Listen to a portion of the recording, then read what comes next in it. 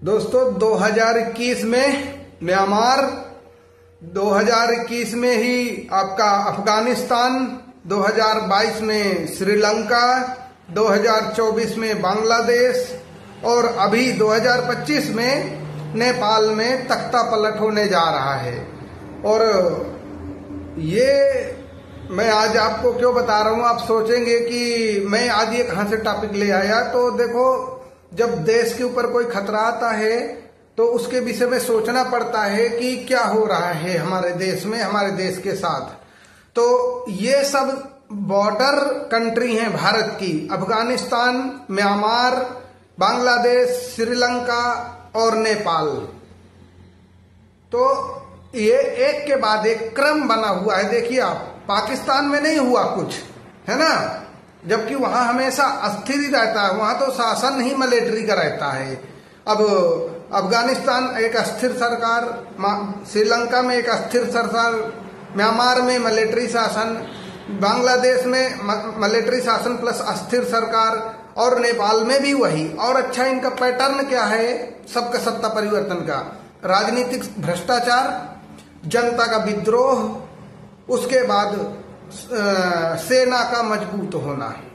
ये तीन मेन कारण हैं। और ये तीन जो मेन कारण हैं, ये उन देशों की जनता को भड़का के कर रहे हैं। और सब जगह, चाहे श्रीलंका, चाहे म्यांमार, चाहे बांग्लादेश, हर जगह जनता का विद्रोह हो रहा है। नेपाल में जो लेटेस्ट चल रहा है, यहाँ के अभी हाल ही में 5 मंत्री प्लस वहां के प्रधानमंत्री सब देश छोड़ के भाग चुके हैं। आज ही मैंने वीडियो देखा कि वहां के वित्त मंत्री को रोड में दौड़ा दौड़ा के जनता पीट रही थी। तो ये क्यों हो रहा है? अचानक से तो नहीं हुआ, अचानक से तो इतने साल से विद्रोह नहीं हो रहा था। इन सब के पीछे विदेशी ताकतें हैं जो एशिया को अस्थिर करना चाहती हैं।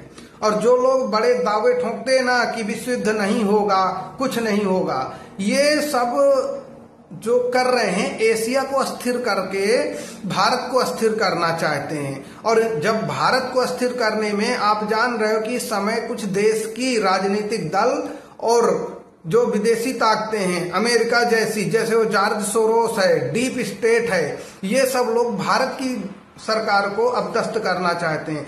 वो दिन दूर नहीं, आप देखेंगे 2026 में भारत का नंबर है और भारत में तख्ता पलट करने की पूरी कोशिश होगी।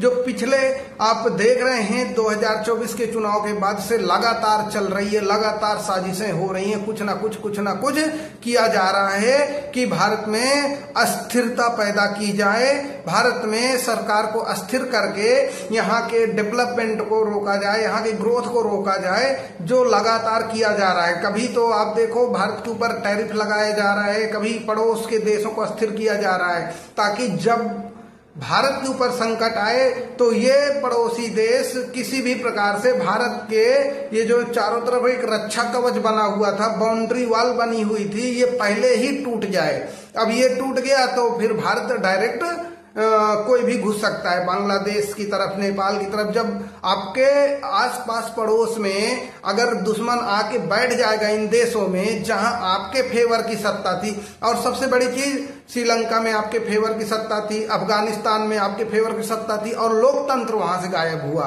बांग्लादेश से लोकतंत्र गया, आपके फेवर की सत्ता थी।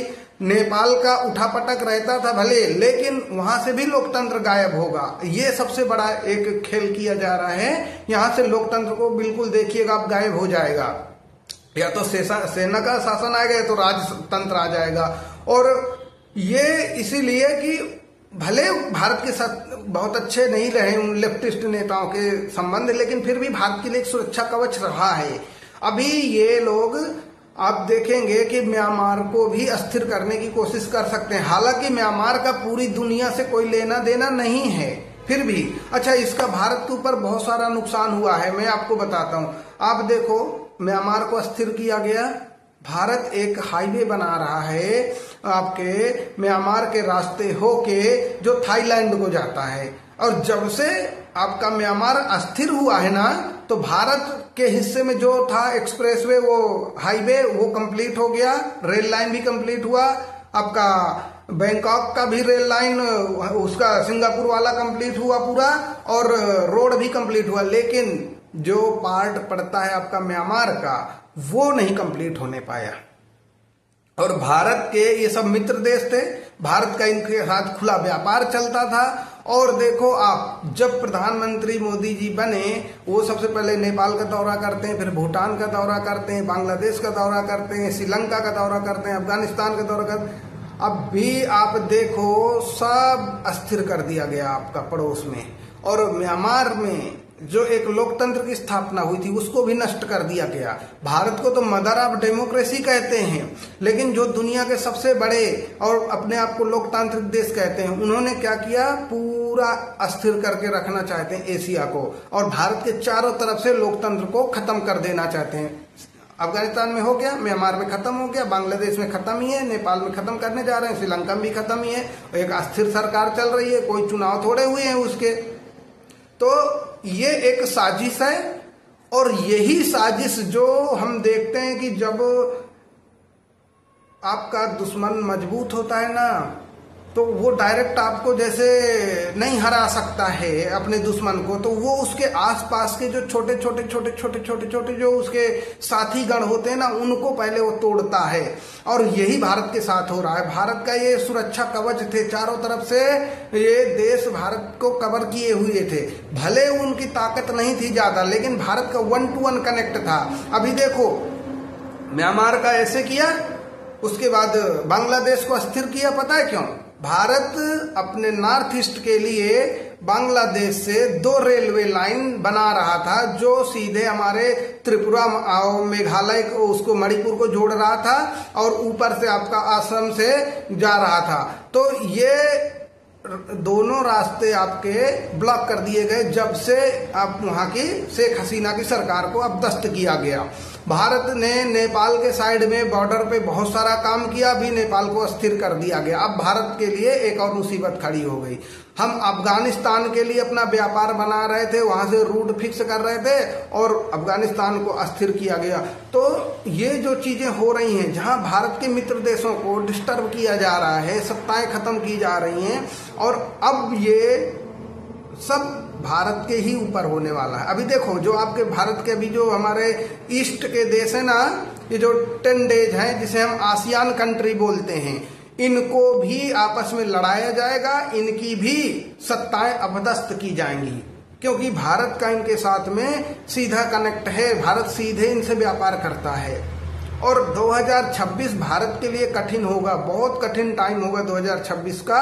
आप पूरी ये जो लॉबी चल रही है ना, लेफ्ट लॉबी का हो या डीप स्टेट का हो, जो भारत को अस्थिर करना चाहती है, कंटिन्यूअस साजिशें हो रही हैं, और भारत से भी लोग मिले हुए हैं। अभी कुछ लोगों ने दावा किया है कि मलेशिया में एक गुप्त मीटिंग हुई है, उसमें भारत के नेता कुछ शामिल थे, और कुछ अमेरिका के कोई एक टीम आई हुई थी, और भारत विरोधी कुछ तत्व भी वहां सम्मिलित हुए हैं। तो ये एक साजिश रची जा रही है। तो मैं तो ये कहूंगा कि आप लोग कभी ऐसी अफवाहों पे ना आए, और सावधान रहें, सतर्क रहें। हालांकि वो जानते नहीं हैं कि भारत के साथ क्या से क्या किया जा सकता है, और भारत कैसा देश है, उन लोग का आकलन गलत पड़ जाएगा। क्या भारत की सत्ता सरकार तो बहुत मजबूत है, साहसी निर्णय लेती है, लेकिन विरोधी दल जो हैं, विपक्षी दल जो हैं, उनको भी ध्यान देना चाहिए कि उनका विरोध सत्ता के लिए ठीक है, देश के लिए विरोध नहीं होना चाहिए, और पड़ोस से सीख ले लेना चाहिए। नहीं तो ये हमारे देश को अस्थिर करेंगे तो क्या सत्ता क्या विपक्ष सब नष्ट होंगे, और इस चीज से बचना होगा। अगर विपक्ष ये सोच रहा हो कि ये सरकार, मौजूदा सरकार हटेगी तो उनको मौका मिल जाएगा सत्ता चलाने का, तो ये भ्रम छोड़ दें। वो जो इतनी साजिशें कर रहा है वो कुछ भी कर सकता है। और अब भारत सरकार के लिए बहुत कठिन समय शुरू हो रहा है। अब जैसे ही नेपाल में सत्ता परिवर्तन हो जाएगा 2 दिन में, आप देखिएगा कि भारत के लिए क्या मुसीबतें खड़ी हो रही हैं। और ये टोटल एशिया में ही किया जा रहा है। पहले आप देखो, कुछ समय पहले की बात अगर आप देखो तो पहले अफ्रीका में किया जाता था, लेकिन अफ्रीका में तो ज्यादा कुछ है नहीं, मिनरल्स वगैरह थोड़े थोड़े हैं, बाकी तो कुछ है नहीं वहां। लेकिन ये एशिया तो सब तरीके से है ना, स्ट्रांग है, बड़ा है, और अगर उसमें बात करो तो उत्पादन के मामले में सबसे नंबर 1 है। जितना यहाँ उत्पादन होता है हर प्रकार का कहीं नहीं होता है। जितने हमारे आसियान देश हैं, जितने नॉर्थ ईस्ट के देश हैं, सब अच्छे डेवलप्ड हैं और सब हो रहे थे, आगे बढ़ रहे थे।